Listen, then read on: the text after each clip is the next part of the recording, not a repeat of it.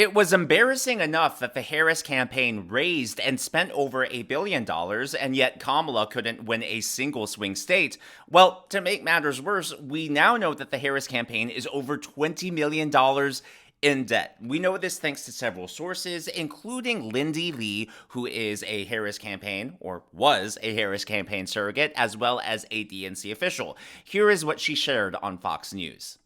What is the truth? The truth is this is just an epic disaster. This is a $1 billion disaster. Actually, it was $1.018 billion, I think, right? There were $20 million or $18 million in debt. Right. It's incredible. And I raised millions of that. I have friends that I have to be accountable to and to explain what happened because I told them it was a margin of error race. I was promised, Jen O'Malley Dillon promised all of us that Harris would win. She even put videos out saying that Harris would win. I believed her. My donors believed her. And so they wrote massive checks. I feel like a lot of us were misled. And even on the night of election night, Will, I looked somebody in the eye and I said, are we going to do this? Are we going to pull it off? She told me yes. And I asked somebody else, like, how are you feeling? He's like, we're going to win Iowa. And I was like, what? Do you think, did they believe this going in? Was there a real sense of false confidence on the side of Kamala Harris? Or did they know they were in store for disaster? I was wondering about that. I was like, I asked them, are you privy to internal numbers that I am not seeing? Because I study this so carefully, and I just wasn't seeing any basis for that level of confidence. And I also want to remind our viewers that, the Trump campaign was touting all of these incredible empirical data weeks before election night. What Harris is touting was the door knocking. She didn't say anything really about early voting. Now I know it's because there was nothing much to say. Yeah, and actually, before they ended up $20 million in debt, the Harris campaign had $118 million on hand in October. So in other words, less than a month ago, they had over $100 million in their bank account, and suddenly, less than a month later, they are $20 million in debt. How does that happen? What did they spend it on? According to Puck News, the Kamala Inc. fire sale, the Harris juggernaut, which raised well over $1 billion, is still soliciting cash, even though the election's over, and has begun seeking buyers for its email lists in order to stave off its debts, raising uncomfortable questions about where and how all of that money was spent in the first place. And by the way, the Harris campaign is not the first Democratic ticket to end up in debt. This apparently happened to Hillary Clinton in 2016, again, according to Puck. Obviously, Harris is hardly the first presidential candidate to go into debt. Hillary Clinton ended her 2008 campaign owing about $25 million. I mean, how embarrassing. You spend all that money, both candidates, you lose, and even worse in the case of Kamala Harris, where you don't even win a single swing state, you even do worse than your boss supposedly did in 2020. So that raises the question, where did they spend the money? Well, apparently, those endorsements were paid for. From my point of view, if you have to pay for an endorsement, it's not really an endorsement. An endorsement is something that should be done for free. It's similar to earned media. But Kamala Harris didn't earn any media. In fact, we now know that she paid Oprah Winfrey $1 million to do that interview. Crazy, right? Oh, and remember the Call Her Daddy podcast? Apparently, that wasn't filmed in California like we all thought it was. Now, it doesn't absolve her of ignoring Hurricane Helene victims. But apparently, the Harris campaign spent $600,000 to renovate a hotel room in Washington, D.C., then flew the host of the Call Her Daddy podcast to Washington, D.C., and they filmed it there. That's how they spent their campaign money. All of this was confirmed by Jesse Waters of Fox News. We learned two things about Kamala this election. She's good at raising money and she's good at blowing it. But money can't buy you elections, especially when you spend it like she did. She raked in more than $1 billion and is somehow now in debt. Kamala's campaign was getting whacked like a piñata while D.C. leeches hoovered up all the cash. She spent over $50 million on payroll. Trump's campaign spent less than 10. Another 12 million went to consultants, and 20 million went to their little concerts with Lady Gaga, Katy Perry, Christina Aguilera, John Bon Jovi, remember him? They even had to cancel a performance by Alanis Morissette because they were running low on cash. But it worked out nicely for Oprah. She got her friend Kamala to pay her $1 million to interview her in September, $1 million. Now, if she thought she was saving democracy, she should have done it for free. Kamala scared donors by calling Trump a dictator, got $1 billion, then just gave it to her friends and blew the rest on being a diva. Kamala went on a podcast, remember Call Her Daddy? But she didn't want to go to their studio in LA.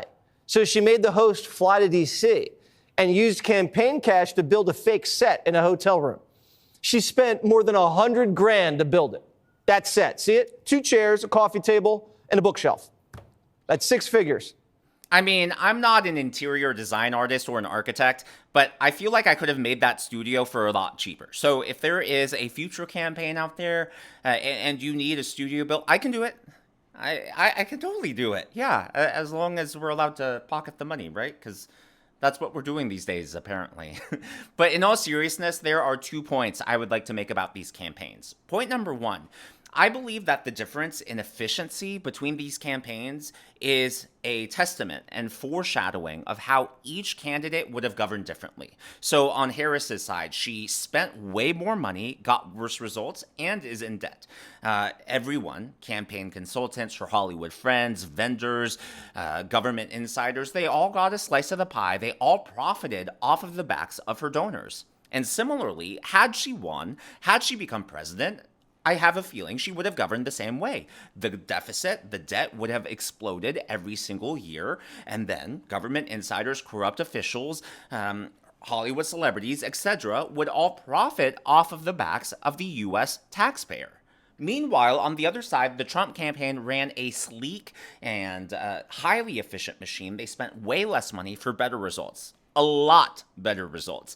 And I think that that's a testament to how President Trump is going to govern in his second term. And we know for a fact that he's going to bring in Elon Musk to cut out government fat, to cut out inefficiency, to make sure that our federal government, which is overbloated, really comes back to what our founding fathers intended for it to be. Point number 2 I would like to make is that on the Harris side, they had a very centralized organization. Her ground game was vaunted. We were told that they were going to turn out the vote on election day. Well, it turns out that having a centralized bureaucracy was highly inefficient, and that ground game, getting out the vote on election day, never materialized. Compare that to Donald Trump. The media and the Democrats made fun of Donald Trump for not having an organized central get-out-the-vote effort. Instead, he had outsourced it to different third parties. Scott Presler, for example, was one of them, Turning Point USA, and so many other groups. And yet these individual groups, similar to the free market, were able to turn out the vote, were able to mobilize new voters at a pace that the Harris campaign, despite all of their organization, despite all of their money, were unable to do. So this gets me really excited. By the way, if you disagree, agree with that analysis, or if you have more to add, let me know in the comments down below. Well, Donald Trump is well aware of Kamala Harris's financial shortfalls as far as her campaign goes, and he is now trolling her on all his social media accounts. According to the Daily Beast, Donald Trump trolls Democratic Party over rumored campaign debt. The president-elect made comments in a sarcastic Truth Social post on Saturday. This is what he posted. "I am very surprised that the Democrats, who fought a hard and valiant fight in the 2020 presidential election, raising a record amount of money, didn't have lots of money left over. I'm presuming Trump means to help them in the 2024 election. Now they are being squeezed by vendors and others. Whatever we can do to help them during this difficult period, I would strongly recommend we, as a party and for the sake of desperately needed unity, do. We have a lot of money left over, and that our biggest asset in the campaign was earned media, and that doesn't cost very much. Make America great again." You just love to see it, and I'm happy that Trump is posting all over social media again. By the way, he's been posting something kind of cryptic. He's been posting a hashtag repeatedly, not only on Truth Social, but sometimes on X. And no one really seems to know what it means. I saw Jack Posobiec said maybe it means checkmate. If you have an idea of what that hashtag means and symbolizes, let me know, because I have no idea. If you have any theories, share them down in the comments below. Last but not least, MSNBC is tanking in the ratings. Ever since the election, their numbers have been really bad, like disastrously bad. So according to Mediaite, just in, MSNBC ratings crater as viewers tune out Trump victory coverage. And specifically, they couldn't even hit 1 million viewers last Thursday. Thursday's total average daily viewers on Fox News came in at 2.6 million. If we skip down to the next sentence, meanwhile, MSNBC brought in only 596,000 total viewers throughout the day.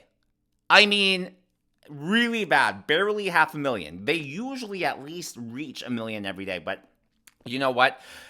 I guess that's what you get when you lose the trust of your viewers, when you say that Kamala Harris is going to win, when you say that her victory is impending.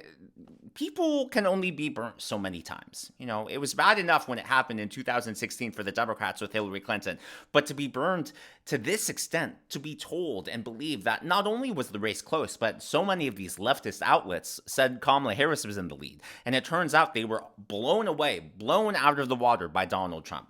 It's gotta hurt, and it's hard to feel sorry for them for losing their viewers' trust when they have manipulated and misled their viewers. But as always, all of this is just my analysis and commentary. That's what's going on in the world of politics from my point of view, and I would love to hear from you. What do you think about this Harris campaign finance debacle? Are you not surprised? Are you shocked that it's not worse? Or is it kind of what you expected? Personally, I am really surprised that she paid for that Oprah interview. I assumed that it was free. I assumed that Oprah did that out of the goodness of her heart. But you know what? If you have a candidate as terrible as Kamala, I guess you have to be bribed.